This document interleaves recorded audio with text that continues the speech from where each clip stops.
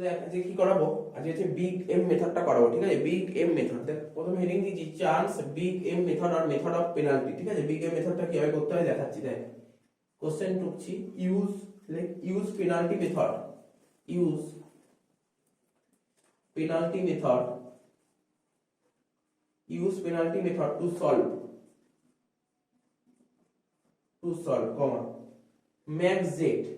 আচ্ছা, big M মেথডে দুটো হয়, ম্যাক্স জেড ম্যাক্সিমামও হয় আবার মিনিমামও হয়। ঠিক আছে, ম্যাক্সিমাইজেশনও হয় মিনিমাইজেশনও হয়। আমি আজকে ম্যাক্সিমাইজেশনটা করাচ্ছি। ঠিক আছে, বিগ এম মেথড।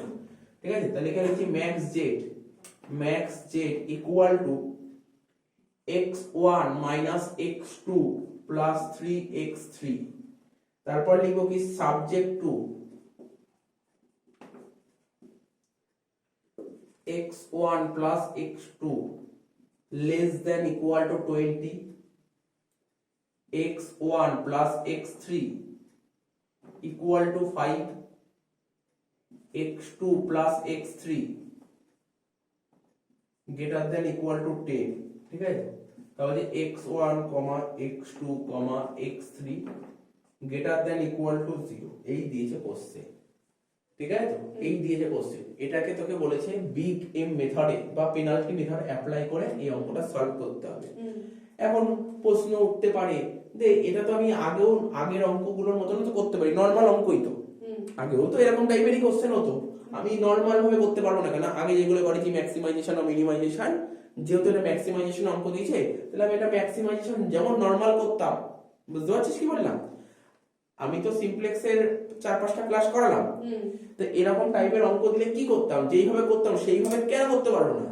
এই অঙ্কটা কেনই বা আমাকে বিগ এম মেথডে করতে হবে? এর পেছনে একটা কারণ আছে, মানে বলছি কেন এই অঙ্কটা কেন বিগ এম মেথডে ফলো করতে হবে, কারণটা আমি তোকে বলছি, শোন।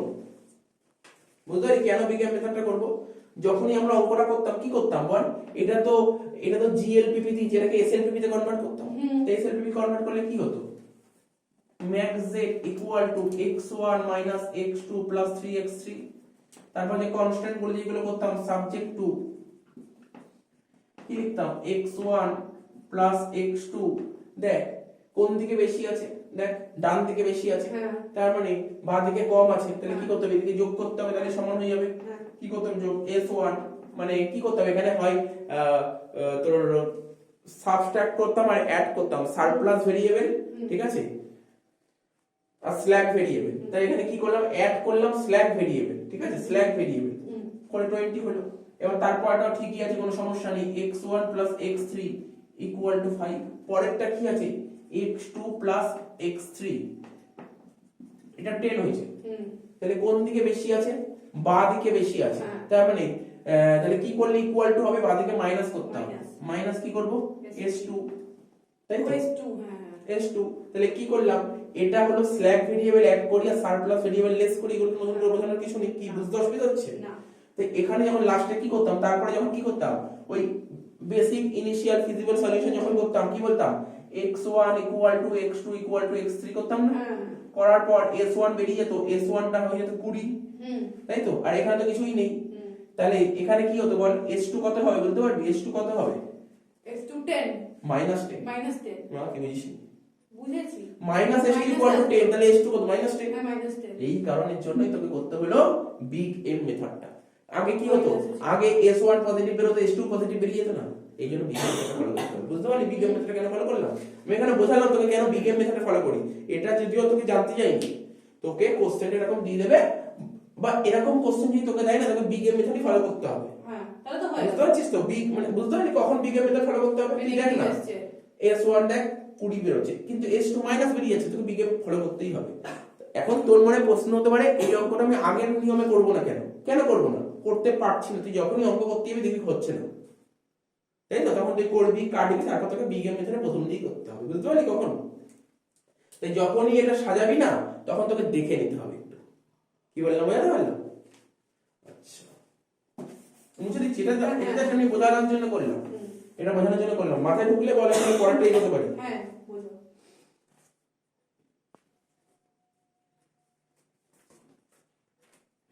এই লেখাগুলো লিখবি, হ্যাঁ লেখাগুলো লিখছি, বাট পরীক্ষায় এগুলো লিখতে হবে না, অঙ্কটা করার জন্য লাগবে এগুলো। উই নো দ্যাট লেখ we know that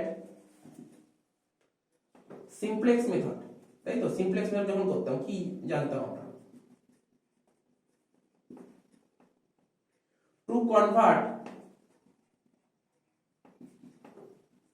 GLPP, এটা তো GLPP দিয়েছে, হ্যাঁ। এটা থেকে যখন SLPP তে কনভার্ট করতাম তখন কি করতাম, যদি এই দেখ এই সাইন থাকতো, এই সাইন মানে বুঝতে পারছিস তো কি সাইন, এটাকে লেস দ্যান ইকুয়াল বলে, লেস দ্যান ইকুয়াল থাকলে কি করতাম, লেস দ্যান ইকুয়াল থাকলে কি করতাম, অ্যাড করতাম না লেস করতাম, অ্যাড করতাম মনে পড়ছে, এই দেখ এই মতো কিছুক্ষণ আগে করা ছিল, এই যে এটা কি করা ছিল x1 plus x2 equal to 20 করতাম, তাহলে কি ডান দিকে বেশি তাহলে বাঁ দিকে কম, তাহলে বাঁ দিকে তো যোগ করতে হবে, কি যোগ করতাম, যোগ করতাম স্ল্যাক ভেরিয়েবল যোগ করতাম, তাহলে বলতে পারি লেস দ্যান ইকুয়াল টু থাকলে অ্যাড করতে হবে, কি অ্যাড করতে হবে, স্ল্যাক ভেরিয়েবল, হ্যাঁ কি না, মাথায় ঢুকছে, এটা আমি লিখে লিখে দেখাচ্ছি এটা।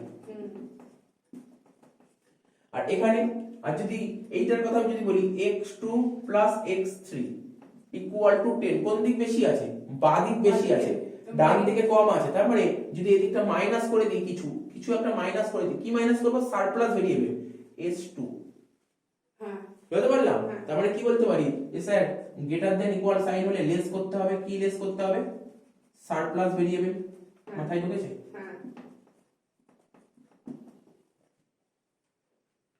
ঠিক আছে তো, আর কি ইকুয়াল টু সাইন, দেখ না যেখানে ইকুয়াল টু ছিল কিছু করেছি না, স্ল্যাক ভেরিয়েবল না সারপ্লাস কিছু করেছি না, তাহলে কি করতে, ইকুয়াল টু থাকলে নাথিং, তাহলে তোর নিশ্চয়ই কিছুটা হেল্প হয়ে গেল এটা লেখাতে, এটা লেখাতে কিছু একটা হেল্প হয়ে গেল।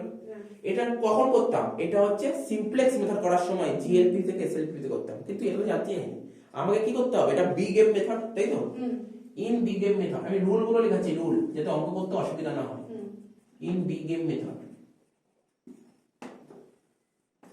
লেখ টু কনভার্ট জিএলপিপি থেকে এসএলপিপি তে যখন কনভার্ট করব,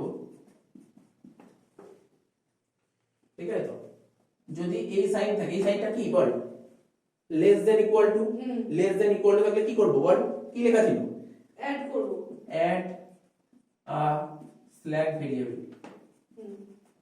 স্ল্যাক ভেরিয়েবল অ্যাড করতে হবে, ঠিক আছে, স্ল্যাক ভেরিয়েবল অ্যাড করতে হবে, ঠিক আছে তো, আচ্ছা গ্রেটার দ্যান ইকুয়াল থাকলে কি করা ছিল, লেস করতে হবে সারপ্লাস ভেরিয়েবল, লেস করতে হবে সারপ্লাস ভেরিয়েবল, ঠিক আছে তো, অ্যাড অ্যাড করতে হবে, একটা জিনিস অ্যাড করতে হবে, কি অ্যাড করতে হবে, আর্টিফিশিয়াল ভেরিয়েবল, সব বলছি জিনিসগুলো কি, তুই দেখ তখন যখন করছিলি না, দেখ না এখানে যখন মাইনাস s2 করছিলি, তাহলে s2 এর মান কত বেরোছিল, -10, আমার মাইনাস থেকে অ্যাভয়েড করতে হবে, আমাকে তো মাইনাসটা অ্যাভয়েড করতে হবে, মাইনাসটা অ্যাভয়েড করার জন্য, এই মাইনাসটাকে অ্যাভয়েড করার জন্য আমাকে নতুন একটা কিছু নিয়ে আসতে হবে, নিয়ে আসতে হবে, ওটাকে বলে আর্টিফিশিয়াল ভেরিয়েবল, মাইনাসটাকে অ্যাভয়েড করার জন্য, বুঝতে পারলি তো, মাইনাসটাকে অ্যাভয়েড করার জন্য নতুন একটা জিনিস নিয়ে আসতে হবে, তাকে কি বলে আর্টিফিশিয়াল ভেরিয়েবল, তাই লিখি যখন বিগ এম মেথড করব, গ্রেটার দ্যান ইকুয়াল টু থাকলে তোকে তো সারপ্লাস ভেরিয়েবল লেস করতেই হবে, ঠিক আছে তো, তার সাথে সাথে যেহেতু সারপ্লাস ভেরিয়েবল লেস করলাম, সঙ্গে সঙ্গে অ্যাড করব আর্টিফিশিয়াল, মোট কথা কোন, দেখ আমি কোন ভেরিয়েবলটা লেস করলাম, সারপ্লাস, তখন কিছু একটা অ্যাড করতে হবে, লেস করলে অ্যাড করতে হবে, অ্যাড করলে তো লেস করার প্রশ্ন নেই, যেমন তুই বলবি, যেমন বলতে স্যার এখানে তো স্ল্যাক ভেরিয়েবল অ্যাড করেছেন, এখানে কিছু লেস না এখানে করব না, কোনো সমস্যা নেই, সমস্যা কোথায় হচ্ছে, যেখানে নেগেটিভ আসছে ওই জন্যই সমস্যাটা চলে আসছে, ঠিক আছে, ওটা মার্ক করে রাখ। আর যদি ইকুয়াল টু থাকে বিগ এম করার সময়, যদি ইকুয়াল টু থাকে তখন কি করতে হবে, অ্যাড করতে হবে, কি অ্যাড করতে হবে, আর্টিফিশিয়াল ভেরিয়েবল,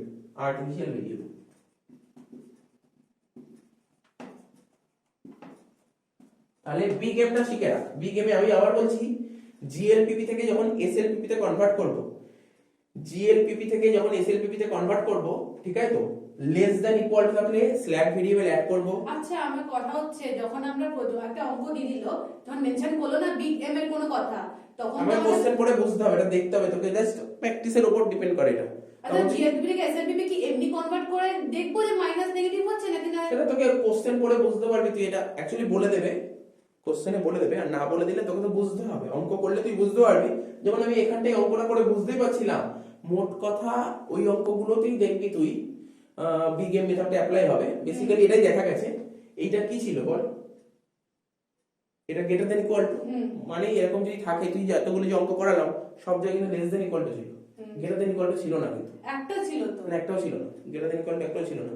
যদি থাকে তাহলে দেখাবি গ্রেটার দেন ইকুয়াল টু থাকলে, ওটা গ্রেটার দেন ইকুয়াল টু ছিল না মনে হচ্ছে, আমার মনে পড়ছে না। সারপ্লাস দিয়ে তো একটা অঙ্ক করিয়েছিলে। ওটা মনে হয় প্রথমে বুঝিয়েছিলাম বাট অঙ্ক ছিল না, ওটা জিএলপি থেকে এসএলপি কনভার্ট করিয়েছিল।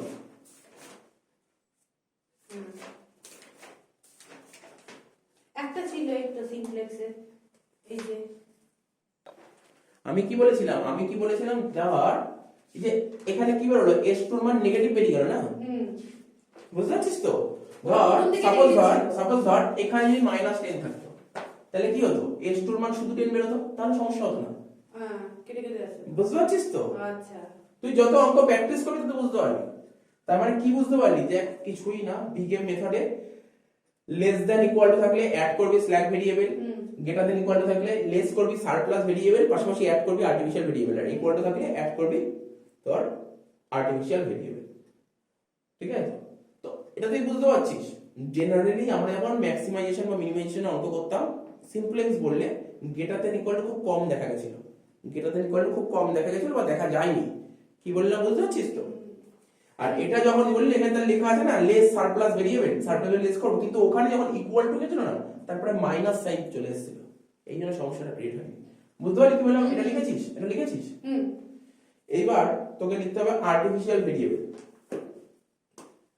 নোট করছি, note.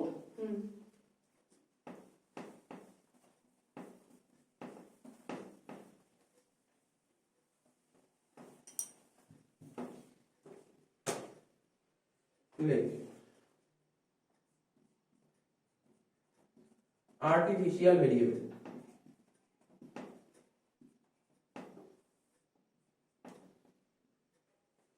It is a fictitious, like it is a fictitious, সঙ্গে সঙ্গে লিখবি, it is a fictitious and cannot have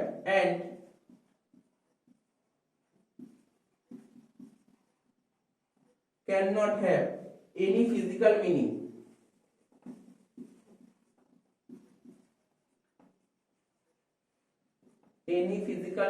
ঠিক আছে, full stop. It is merely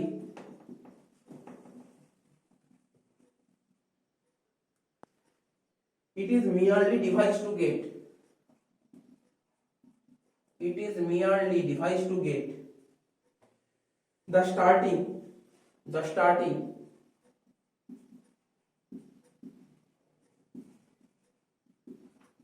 basic feasible solution.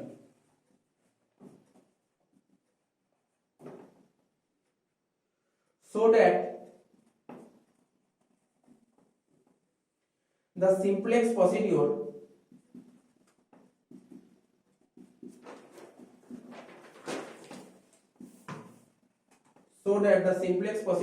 may be adapted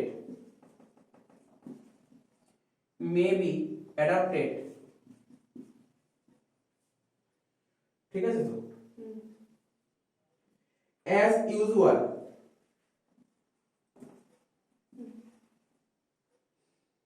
until the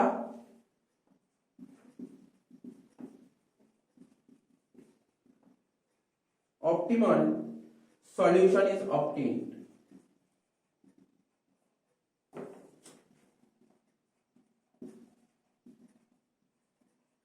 Full stop. তার পাশে লিখবি cost of artificial variable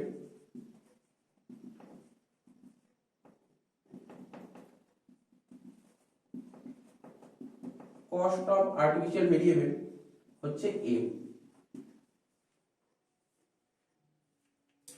আমরা যখন মনে করার চেষ্টা কর, যখন সারপ্লাস ভেরিয়েবল বা স্ল্যাক ভেরিয়েবল করতাম, মনে পড়ছে সারপ্লাস ভেরিয়েবল বা স্ল্যাক ভেরিয়েবল করতাম, আমি বলেছিলাম সারপ্লাস ভেরিয়েবল আর স্ল্যাক ভেরিয়েবলের কস্ট সবসময় 0 হতো, মনে পড়ে বলেছিলাম? এরকম এখানেও মনে করতে হবে আর্টিফিশিয়াল ভেরিয়েবলের কস্ট কত হয়, কোশ্চেন মার্ক থেকে আর্টিফিশিয়াল ভেরিয়েবলের কস্ট m হয়, এটা মাথায় রাখবে, এটা বললে চলবে না, আর্টিফিশিয়াল ভেরিয়েবলের কস্ট m হয়। ঠিক আছে তো? তো দেখ এখানে কি লিখেছি, it is a fictitious and can not have any physical meaning, এর কোনো ফিজিক্যাল মিনিং নেই। ঠিক আছে, এটা হচ্ছে একটা এক ধরনের ফিকটিসিয়াস মানে অলিক। ঠিক আছে তো? তো ধর বলছে it is merely device to get starting basic feasible solution থেকে তো স্টার্ট হয়ে যাচ্ছে, ঠিক আছে তো? বুঝতে পারলি তো, মানে বেসিক ফিজিক্যাল সলিউশন মনে করছো যখন আমরা অঙ্ক করতাম টেবিলটা করতাম বি লিখতাম না, বি ওখানে কি আসতো, ওখানে এতদিন আসতো তোর সারপ্লাস ভেরিয়েবল আর স্ল্যাক ভেরিয়েবলই আসতো। তো বলছে আর্টিফিশিয়াল ভেরিয়েবল বেসিক মানে ওই বি থেকেই স্টার্ট হতে পারে, ঠিক আছে তো হয়েও যাবে। So that simplex procedure may be adapted as usual until the optimum solution, এবং অপটিমাম সলিউশন অবধি এটা যেতে পারে, ঠিক আছে তো।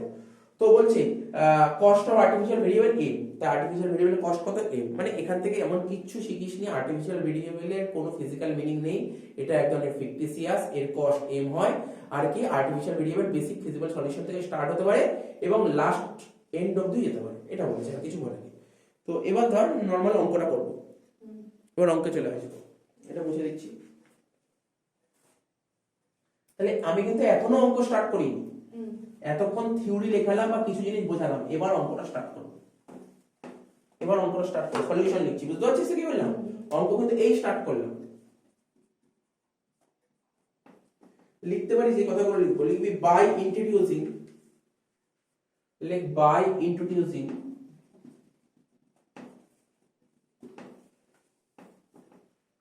স্ল্যাক ভেরিয়েবল s1, ঠিক আছে তো সারপ্লাস ভেরিয়েবল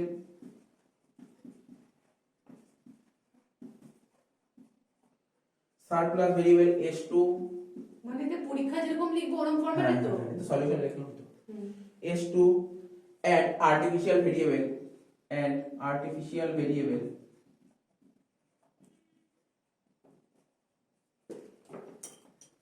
a1 a2, ঠিক আছে, তারপর লিখবি the given LPP linear programming problem, ঠিক আছে, LPP can be reformulated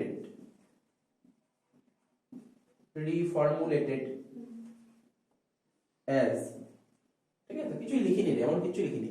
আমি কি কি ইন্ট্রোডিউস করব দেখ না, প্রথমটাই স্ল্যাক ভেরিয়েবল ইন্ট্রোডিউস করব, তাই তো, প্রথমটাই স্ল্যাক ভেরিয়েবল ইন্ট্রোডিউস করব, পরেরটাই আর্টিফিশিয়াল, ইকুয়াল টু থাকলে আর্টিফিশিয়াল ভেরিয়েবল নিয়ে আসতে হয়, আর এখানে কি করব, এখানে সারপ্লাসও নিয়ে আসবো, আর্টিফিশিয়াল নিয়ে আসবো। তাহলে আর্টিফিশিয়াল কটা আসছে, দুটো, স্ল্যাক কটা আসছে, একটা, সারপ্লাস কটা আসছে, একটা, তাই তো লিখেছি slack variable s1, surplus variable s2, artificial variable a1, নতুন কিছু লিখিনি, বুঝতে পেরেছি লেখাগুলো কি লিখেছি। তাহলে ম্যাক্স জেডটা কি লিখবো, যেটা ছিল সেটা x1 x2 3x3, আরো কিছু হবে পরে লিখবো, আগে এটা সাজাই।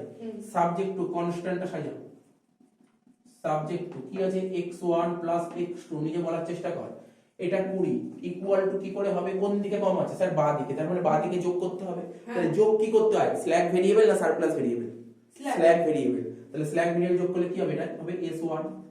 আমি কি বলেছিলাম, স্ল্যাক ভেরিয়েবল যদি যোগ করি তাহলে সেখানে তো আর্টিফিশিয়াল আসার কোনো দরকার নেই, সারপ্লাসের সময় আর্টিফিশিয়াল আসছে, তাই তো। তাহলে দেখ তারপরটা কি হবে, পরেরটা ইকুয়াল টু আছে, তাহলে x1 x3 ইকুয়াল টু 5।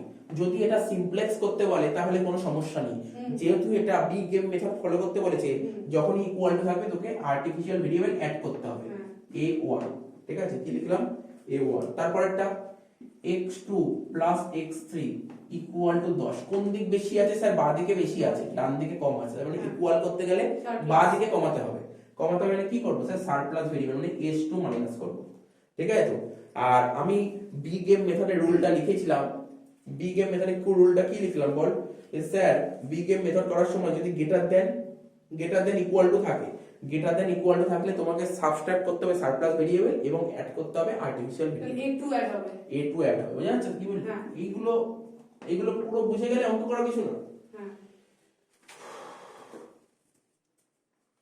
এবার বল কি কি আসছে, কি কি এক্সট্রা আসছে, surplus sir s1 slack variable আসছে s1, আর কি আসছে সারপ্লাস ভেরিয়েবল আসছে s2, আর কি আসছে, আর দুটো আর্টিফিশিয়াল ভেরিয়েবল আসছে, ঠিক আছে, দুটো আর্টিফিশিয়াল ভেরিয়েবল আসছে। আচ্ছা s1 এর কস্ট কত, 0, s2 এর কস্ট কত, 0, আর আর্টিফিশিয়াল ভেরিয়েবল আসছে m, আর্টিফিশিয়াল ভেরিয়েবল আসছে a1 a2, artificial variable cost কত, m a1 m a2,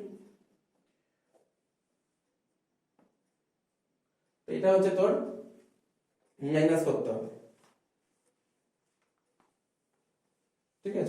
এটা মাইনাস করতে হবে। এবার কিছু কথা লিখতে হবে তোকে, লেখ x1, x2, x3। এর উপরে মাইনাস কেন হচ্ছে বলছি, ঠিক আছে? তো s1, s2, s3 তো নেই, নিশ্চয়ই নেই। a1, a2, হ্যাঁ a1, a2, এটা হচ্ছে গ্রেটার দ্যান ইকুয়াল টু 0। হুম। তাহলে সব গ্রেটার দ্যান ইকুয়াল টু 0ই হয়ে গেছে। হুম।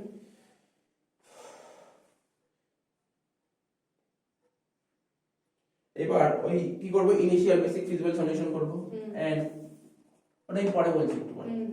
And initial basic feasible solution.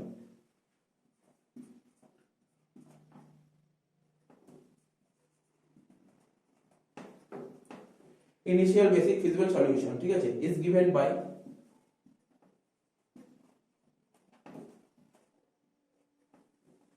ঠিক আছে? তো কি লেখা আছে, x1 equal to x2 equal to x3, কি বলেছিলাম তো আগে। হুম। তো x1 x2 আর x3 যদি 0 হয়, x1 x2 x3 যদি 0 হয়, ঠিক আছে? তো তাহলে এই সমীকরণটাই ভাব, x1 x2 0 বেরিয়ে গেছে, তাহলে s1 কত হবে, 20। 20। ঠিক আছে? তো s1 20 বেরিয়ে গেল। এই সমীকরণে কত হবে, a1 5, একই না? হ্যাঁ। এই সমীকরণটাই বল, বলতে পারবি?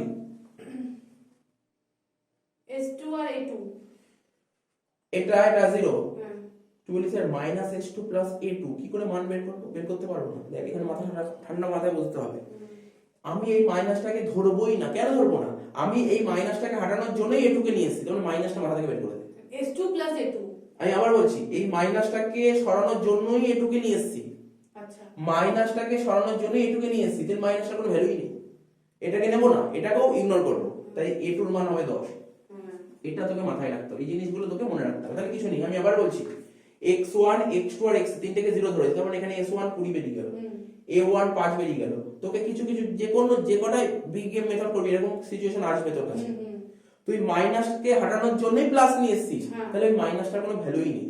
তুই a2 কিন্তু নিজের ইচ্ছে মানে আনতে চাসনি, কিন্তু আনলি কেন, এই মাইনাসটাকে সরানোর জন্য। তুই আগে দেখ, আগে আসছিল s2 এর মান -10 আসছিল, ওই মাইনাস যদি না আসে তার জন্য আর্টিফিশিয়াল ভেরিয়েবল নিয়ে এসেছিস, তাই তো? আমার মেন ফোকাস কোনটাই হচ্ছে আর্টিফিশিয়াল ভেরিয়েবল, s2 না। তাহলে বুঝতে পারলি তো? তার মানে কি কি আসলো তোর, বল? এখানে s1 একটা পেলি, a1 পেলি, a2 পেলি, এত অবধি ঠিক আছে তো? আমি বলবো, আমি একটু পরে বলছি মানে এটাকে কেন মাইনাস হলো, কিন্তু তার তো কোনো সমস্যা নেই না। তাহলে বুঝতে পারি, এত অবধি দেখে নি। মানে s2টা আমরা লিখবো না? না s2 হবে না তো, s2টাকে 0 হয়ে যাচ্ছে তো। s2 লিখবো না এখানে, হ্যাঁ ওই 0 হচ্ছে, s2 লিখবো না, s2টাকে, এটা নেগেটিভ, এটাকে হাঁটানোর জন্যই a2 কে নিয়ে এসেছি। তাহলে s2 লাগবেই না না ওখানে s2 আমরা। লাগছে না, s2 লাগছে না। তাহলে এত অবধি টুকে নে, ওটা টুকে গেছে, হ্যাঁ মুছে দিই তাহলে। হ্যাঁ বুঝলাম।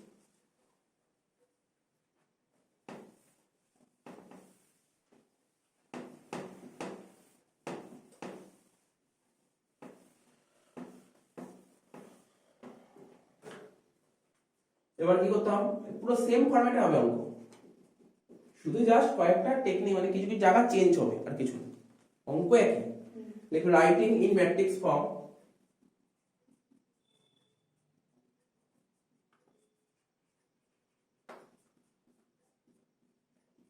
ax ইকুয়াল টু b, ঠিক আছে? a বলতে x1 x2 x3 s1 s2, এখানে নতুন এসেছে a1 a2, বুঝতে পারছিস? এইগুলো সব এসেছে। তাহলে বল, কোশ্চেনটা পড়ে বল, বলতে হবে তোকে। আচ্ছা s2 তো তোমার কিছু থাকছে না, s2 কে আমরা কেন নিয়েছি?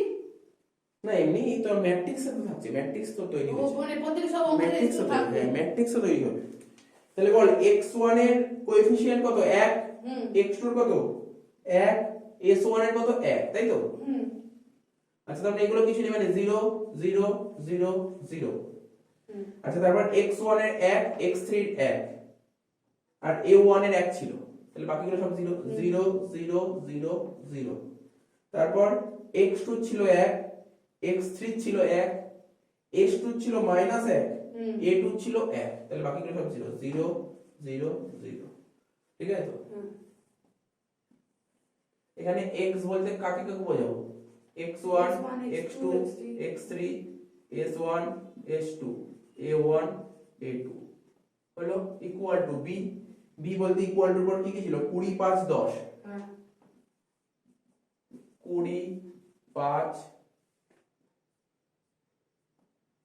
10, হুম এই তো ছিল 20 5 10, হুম ঠিক আছে তো? হুম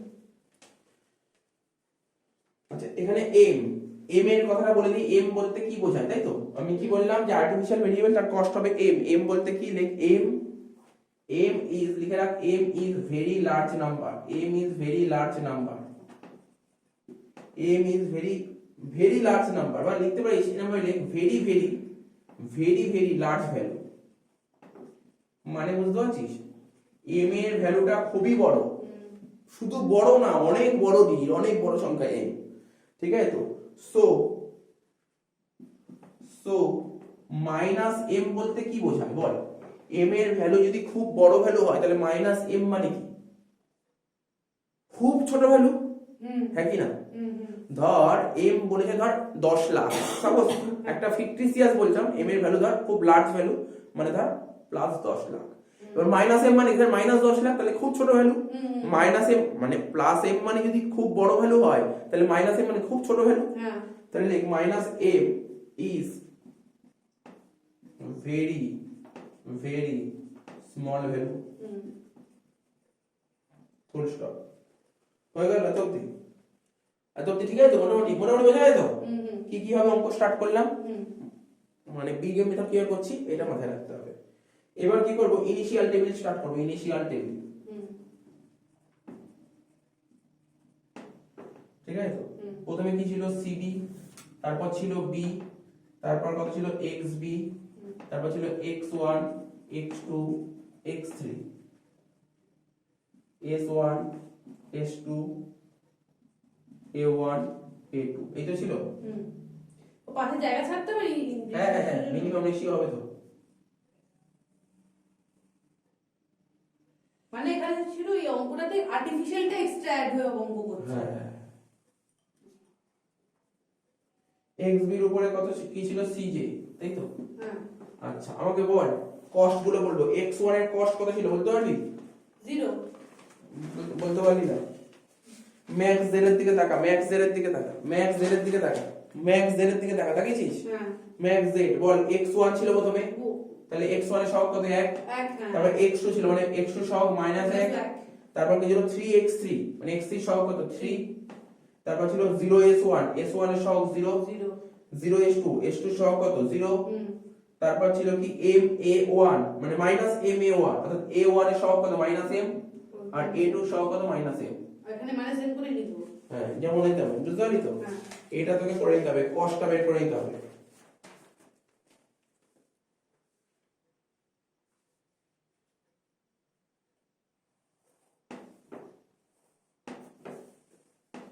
বি, তাই তো? এখানে কি কি ভেরিয়েবল আসবে একটু ঠান্ডা মাথায় তোকে বুঝতে হবে। হুম তুই বল এই যে 20, এই যে বেসিক দেখ বি বি হুম 20 বের করেছিলি, 5 বের করেছিলি, 10 বের করেছিলি, কার মান 20 ছিল? কিছুক্ষণ আগে করলাম, কার মান 20 ছিল বল?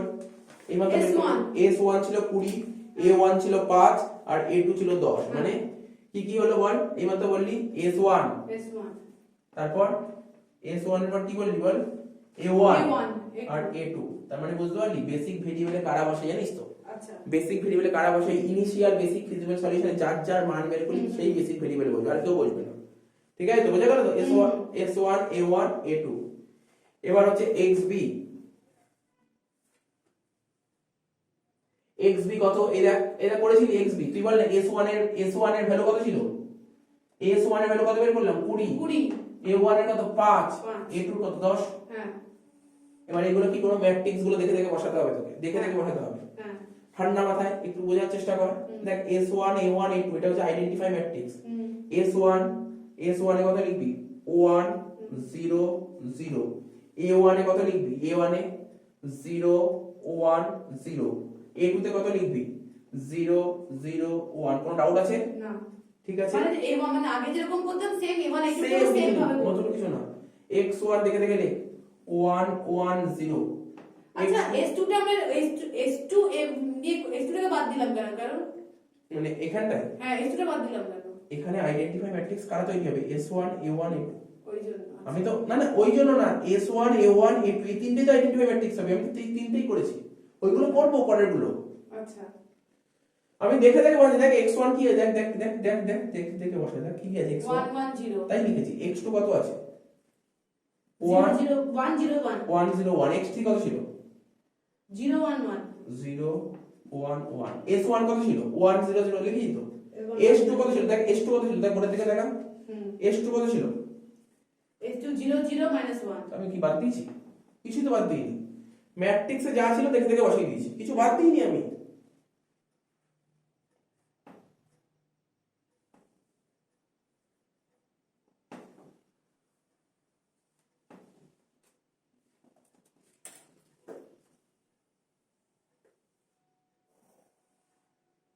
তুই হয়তো গুলিয়ে ফেলছিস এই যে ওটা বললাম না ওই মাইনাসটাকে হাঁটাবো মানে s2 টাকে হাঁটাবো তুই মানে s2 টা পুরোটা থেকে হেঁটে যাবে না S2 টা সরে যাবে ভেবেছিলাম শুধু ওইটুক জায়গা থেকেই সরবে আচ্ছা শুধু বেসিক ভেরিয়েবলে s2 আসবে না ওইটাই আর কিছু না সব জায়গায় থাকবে s2 আচ্ছা এত অবধি হলো তো হুম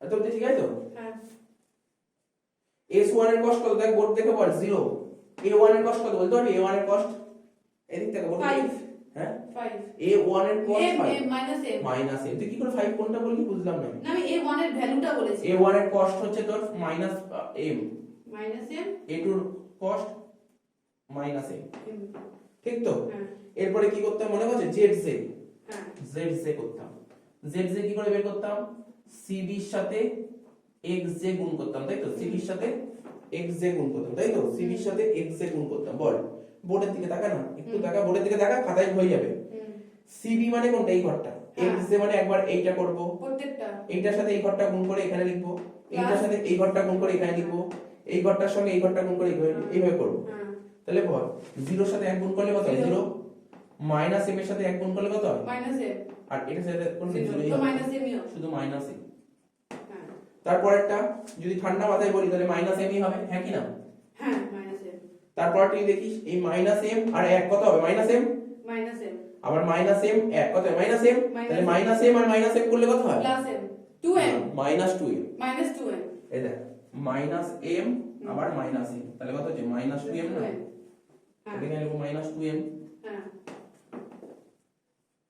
তারপর দেখ 0 এর সাথে 1 গুণ করব 0 হ্যাঁ মাইনাস m এর সাথে 0 গুণ করব 0 Zero। মাইনাস m এর 0 গুণ 0 তাহলে এটা 0 হয়ে গেল 0 তারপর 0 এর সঙ্গে 0 গুণ করব 0 মাইনাস m এর সাথে 0 গুণ করলে 0 মাইনাস m এর সাথে মাইনাস 1 গুণ করলে প্লাস m প্লাস m কারণ মাইনাস মাইনাসে প্লাস হুম 0 এর সাথে 0 গুণ করলে 0 মাইনাস m এর সাথে 1 গুণ করলে মাইনাস m মাইনাস m এর সাথে 0 গুণ করলে 0 তাহলে শুধু মাইনাস মাইনাস m তারপর একটা এই এটা 0 0 আছে গুণ করার দরকার নেই শুধু এখানে 1 আর মাইনাস Minus m m। তাহলে মাইনাস m হচ্ছে মাথায় ঢুকছে কি বলবো হ্যাঁ। কিছু নেই অঙ্কগুলোর মধ্যে বারবার বলছি কিছু নেই অঙ্কগুলোর মধ্যে হুম তারপর কি করব zj minus cj zj minus cj হুম উপরটার সাথে করব zj কোনটা উপরেরটা zj মানে এই যে মাইনাস m হ্যাঁ। এই দেখ zj হ্যাঁ মাইনাস m আর আর একদম এই দেখ আমি একটু লিখে লিখে করে যদি বুঝতে অসুবিধা মাইনাস এখানে লিখছি না zj মাইনাস cj হুম। কি ছিল প্রথমটা মাইনাস m হ্যাঁ আর এখানে কি ছিল 1 মানে Minus মাইনাস one। 1 তাহলে কি হলো মাইনাস m মাইনাস 1 মাইনাস এর মাইনাস 1 হয়ে আসবে তাহলে এখানে কি লিখবো মাইনাস m মাইনাস 1 হ্যাঁ ঠিক আছে হ্যাঁ তারপরটা কি হবে মাইনাস m মাইনাস m আর এখানে মাইনাস 1 মানে Plus minus one। Minus Minus 1 m plus plus 1 ঠিক আছে তো হ্যাঁ মাইনাস m প্লাস 1 হুম তারপর কি আছে মাইনাস 2m আর মাইনাস 3 লিখে লিখে করলে না ভুল হবে না এখানে হুম মাইনাস 2m প্লাস 3 তারপর 0 থেকে 0 বাদ দিলে 0 m থেকে 0 বাদ দিলে কি হবে m হ্যাঁ তারপর মাইনাস m থেকে মাইনাস m বাদ দেবো বলতো আর কি হবে মাইনাস m থেকে মাইনাস m হচ্ছে মাইনাস 2m মানে মাইনাস মাইনাস প্লাস Zero হবে। 0 হ্যাঁ ও হ্যাঁ মাইনাস 0 জিরো হচ্ছে। হ্যাঁ তারপর মাইনাস এম থেকে মাইনাস এম বাদ দেবো, জিরোই হচ্ছে।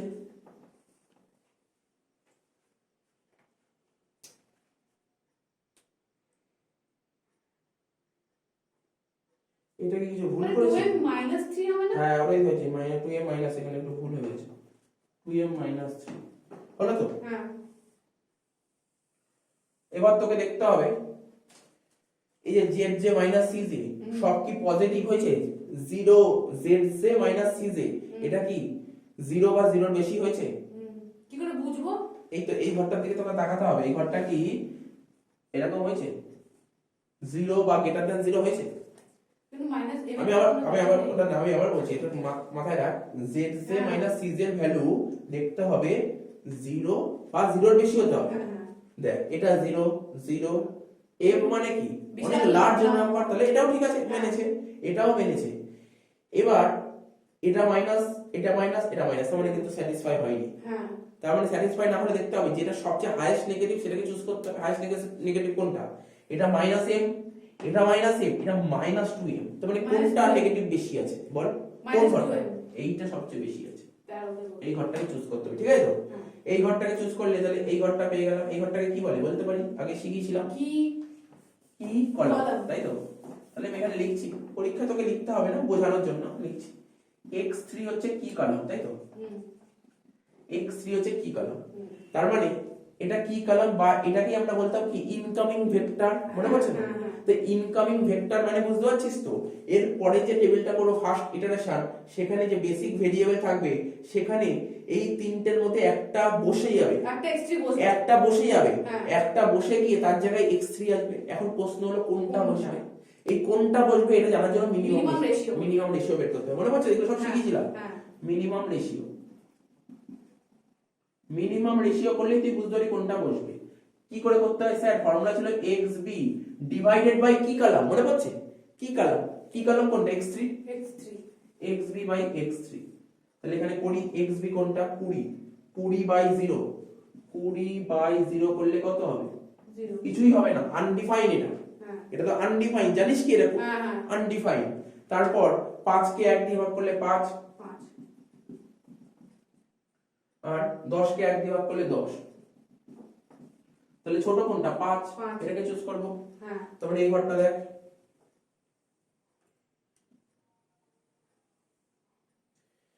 এটাকে কি বলে? a1। তাহলে a1 কি হয়ে গেল জানিস তো? a1 হয়ে গেল কিলো। এখন যদি বলে এখানে কোনটা জানিস তো? এই যে দেখ, 1টা হচ্ছে কি এলিমেন্ট, তাই তো? 1টা হচ্ছে কি এলিমেন্ট। তাহলে প্রথম টেবিলটা তো নিয়ে কোনো সমস্যা নেই, এটা তো বুঝে গেছিস কি? এটা তো বুঝতে পেরেছি কি? এটা বুঝেছি, কোনো সমস্যা নেই, এত মাথায় ঢুকে তো? এটাকে কি বলি? যেটা শিখিয়েছিলাম আগে, r1 r2 r3। তাহলে তুই বলছি আউটগোয়িং, কে আউটগোয়িং হয়েছে? ওই a1 আউটগোয়িং হয়েছে, লিখে দেবো, লিখবো লেখাটা লিখবো। তো হলো এত অবধি হয়েছে তো? এত অবধি হয়েছে। কোথায় লিখবো? আমি উপরটা লিখে দিচ্ছি।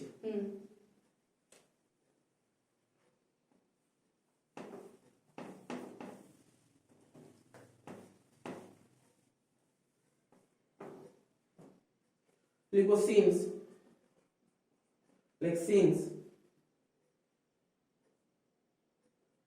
zj minus cj greater than equal to 0, sorry greater than equal to 0 তো বেরোয়নি।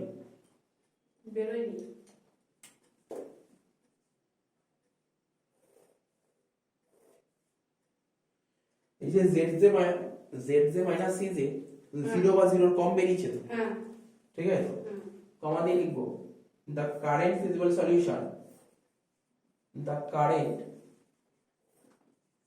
solution is not optimum.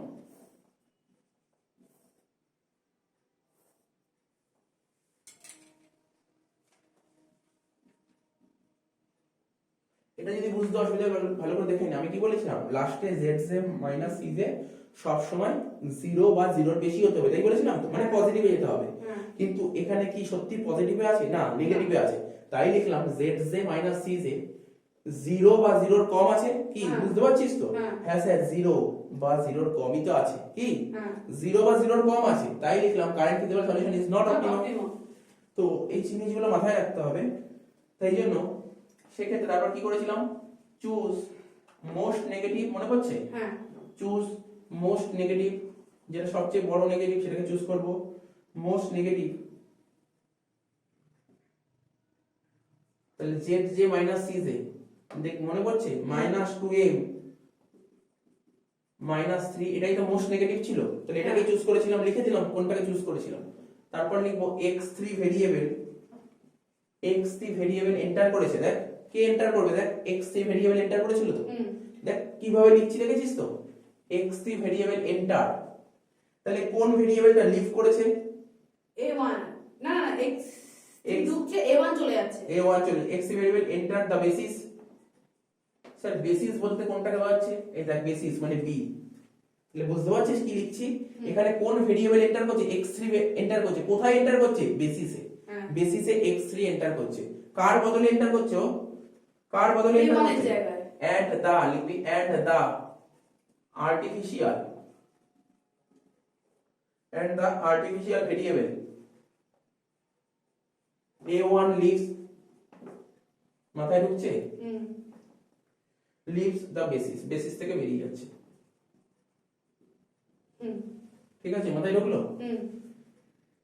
তাহলে এতদিন ঠিক হয়েছে, মুছে দেওয়া যায় উপরের লেখাটা। তাহলে এতদিন লেখা হলো তো, লেখার পর নেক্সট টেবিল করব, নেক্সট টেবিল এঁকে ফেল, ড্র করে ফেল নেক্সট টেবিলটা। ফার্স্ট ইটারেশন, হ্যাঁ ফার্স্ট ইটারেশন। ইটারেশন মানেটা কি, ওই আর কি নেক্সট টেবিলটাই বলতে চাইছি। তাহলে s1 x3 a2,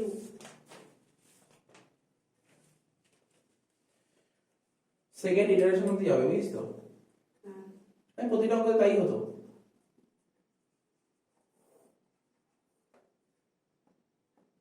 cb, তারপর লিখো b, xb, x1, x2, x3, s1, s2, a1, a2। একটা তোকে হিন্টস দিতে পারি অঙ্কটা সোজা করার জন্য, একটা হিন্টস দিতে পারি। দেখ এখান থেকে কে বেরিয়ে গেছে, কে, তোমার a1, a1। তা আমি এখানে a1 করতেও পারি নাও করতে পারি, কিছু ম্যাটার করবে না। আচ্ছা মানে তুই আজকে হয়তো a1 নিয়ে করছি, পরের দিন যখনই করবি বিগ এর মেথডের অঙ্কগুলো করবি, যেটা বেসিস থেকে বেরিয়ে যাবে সেটাকে তুই ইগনোর করলেও দেখবি অ্যান্সার মিলে যাবে, কোনো সমস্যা হবে না। ঠিক আছে, তুই করলে মন চাইলে করতে পারিস, তুই নাও করতে পারিস, না করলে কি টাইমটা একটু বাঁচবে, আর কিছু হবে না। এছাড়া এখন আজকের অঙ্কটা করে নে, পরের দিন অঙ্কটা বাদ দিয়ে করো না তাহলে, না না একটা অঙ্ক করে রাখ। আচ্ছা দেখা গেল তুই আজকে করলি না, তুই কলেজে করিস, একটা অঙ্ক করে রাখ, ঠিক আছে, করে রাখ। কি বললাম বুঝতে পারলাম তো? তাহলে এখানে দাগ কেটে দিই, মানে সবকটা ভ্যালুই সব থাকছে। হ্যাঁ xb এর উপরে কি লিখতে শিখিয়ে, cj।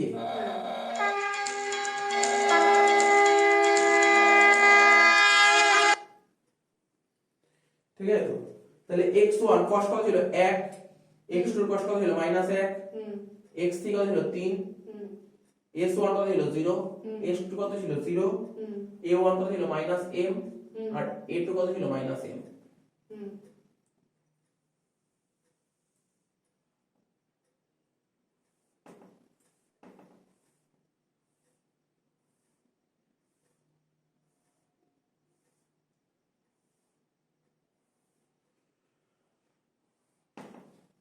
s1 যেমন ছিল, একটু উপরের দিকে তাকিয়ে আমাকে বলতে হবে, হ্যাঁ s1 যেমন ছিল তেমনই লিখলাম। কে বেরিয়ে যাচ্ছে এখান থেকে, a1 বেরিয়ে যাচ্ছে, a1 এর জায়গায় কি আসছে, x3, x3, এখানে লিখবো x3, তারপর কি ছিল a2। আচ্ছা এবার বল s1 এর cos কত 0, s2 তো নেই, x3 এর cos কত 3, আর a2 এর cos কত -m। কোনো সমস্যা হবে না, আমি এটা বললাম, দেখবি প্রতিটা অঙ্ক দেখবি এটাই হচ্ছে, তো মিলে যাবে।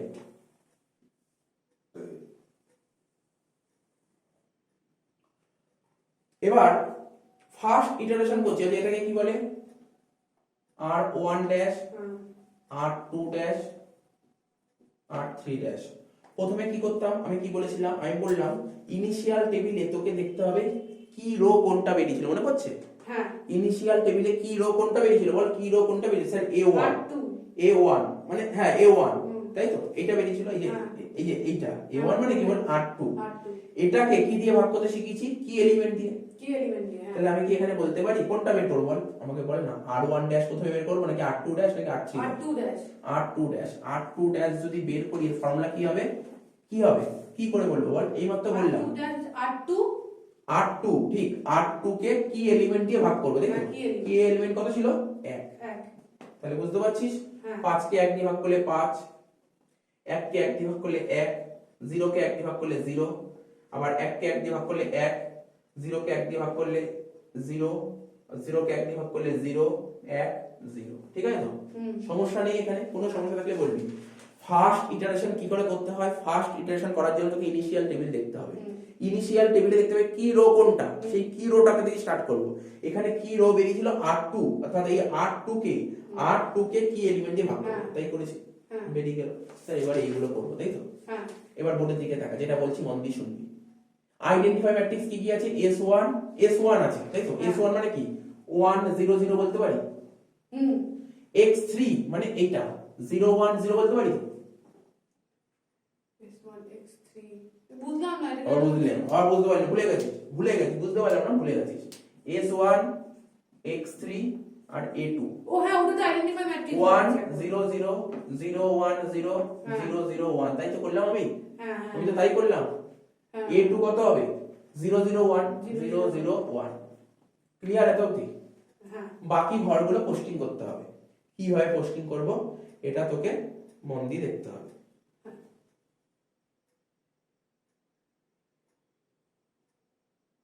ঠিক আছে, করে ভাই বাকি ঘরগুলো তুই শিখিস তো একদিন, দেখ ট্রাই কর, একটা ঘর কর, দেখছি আমি।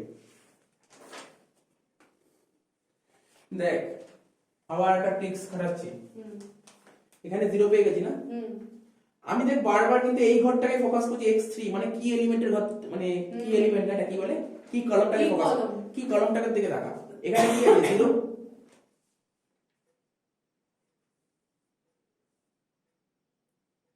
আগের বক্সটার উপর ফোকাস করব না? করছি তো, করবো, একটু দেখ এখানে একটু ফোকাস কর।